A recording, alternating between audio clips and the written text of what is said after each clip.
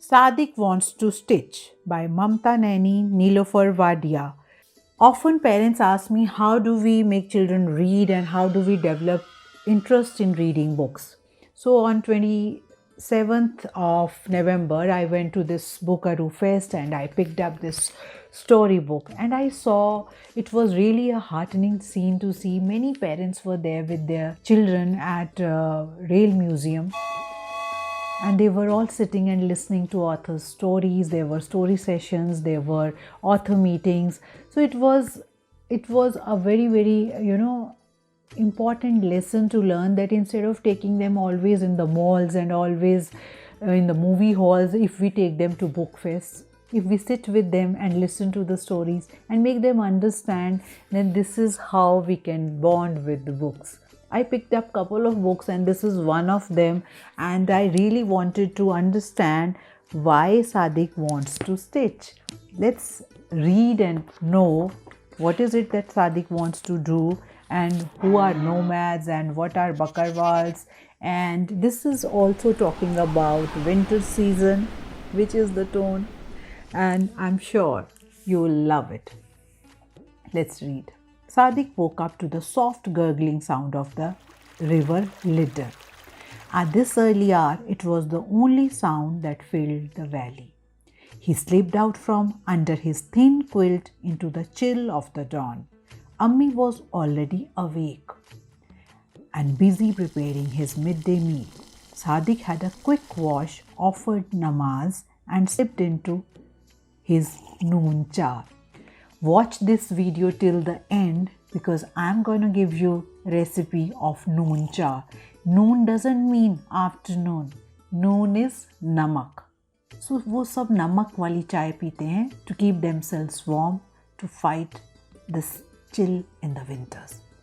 He was now ready to milk the sheep and then take them to the meadows, a chore he had inherited after Abba's death 2 years ago.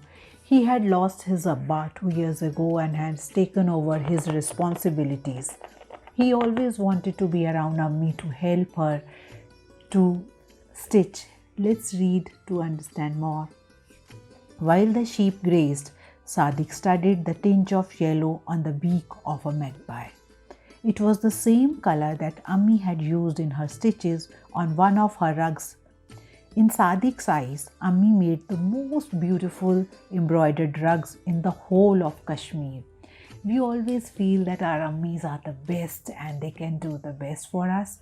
This is how Sadiq also felt, that his Ammi embroidered the most beautiful rugs.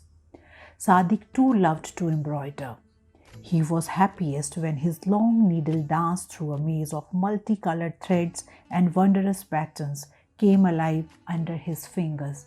He was very fond of embroidery.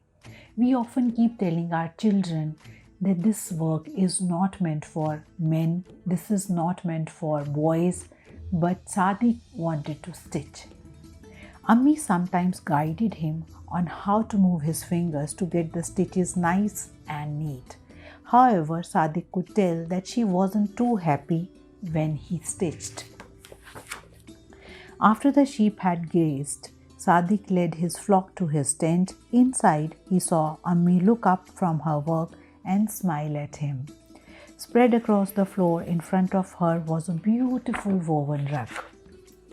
Sadiq took his usual place next to Ammi. He watched as her gifted fingers created a brilliant tapestry.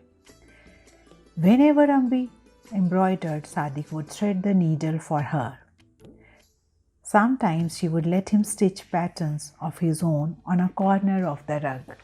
Help Ammi, and he would learn to stitch along with Ammi. Abdul Chacha wants 2 rugs by the end of this week. He's got an order from the city, said Ammi. I don't know how I'll finish both in such a short time.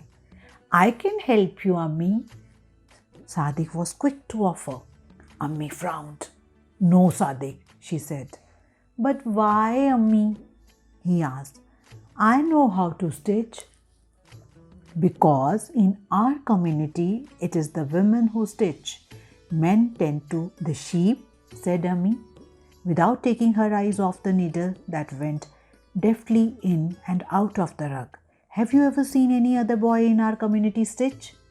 No, but started Sadiq. Ami cut off Sadiq before he could continue with his protests. You do your work and let me do mine. Now go and get your firewood and cooking, she insisted. That night, Sadiq had a dream. There were colorful threads all around him. He went from one to the other, bringing the threads together in a rich floral design on a rug. Ami looked at his embroidered rug and gave him a hug. Sadiq opened his eyes. He lifted his tousled head from his pillow and decided that he would stitch. He finally made up his mind to stitch a rug for Ami. Every night after that, when Ami fell asleep, Sadiq tiptoed to a corner. In this stillness of night, his finger worked on a rug like fluttering butterflies on the grass. On the last day of the week, Sadiq woke up and found Ami still in bed with a high fever. Ah, what fate, said Ami, trying to get up. What will I tell Abdul Chacha when he comes this evening? I haven't started on the second rug yet. Don't worry, Ami, said Sadiq, offering her a cup of noon cha. We will see what to do when he comes. That evening, when Abdul Chacha came to collect the embroidered rugs, Ami handed him the one she had completed. And the other one? He asked. Ami started to explain, Abdul Bhai, I wasn't able to. I have it with me, said Sadiq. Before Ami could finish her sentence, he pulled out a rug from underneath his mattress. Abdul Chacha looked at the rug. This is lovely, he explained. But isn't this different from what I had ordered? He asked. Ami was beside herself with disbelief. You made this? She asked Sadiq, who quietly nodded. She took the rug from Abdul Chacha and ran her fingers lightly over it. I would like to keep this, she said. Please give me a few more days. Now that I have my little boy to help me, I'll have your second rug ready in no time. She told him, beaming. Abdul Chacha agreed and patted Sadiq.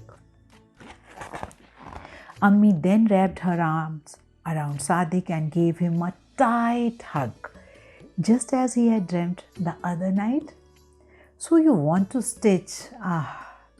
Don't think it's easy. I'm going to work you very hard and no neglecting your other chores. The next morning, much to Sadiq's delight, Ammi displayed his rug over everyone to see, and when people gathered around to admire its patterns, Ammi told them, her voice was bursting with pride, that it was her son Sadiq who had embroidered it. So my dear friends, again breaking stereotypes. That's what I try to bring in stories, breaking stereotypes. There is no work which is assigned only for boys and only for girls. Allow them to choose what they want to do.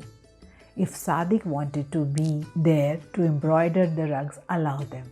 So allow your children to explore, allow them to learn what they wish to, and they will do wonderfully well like Sadiq.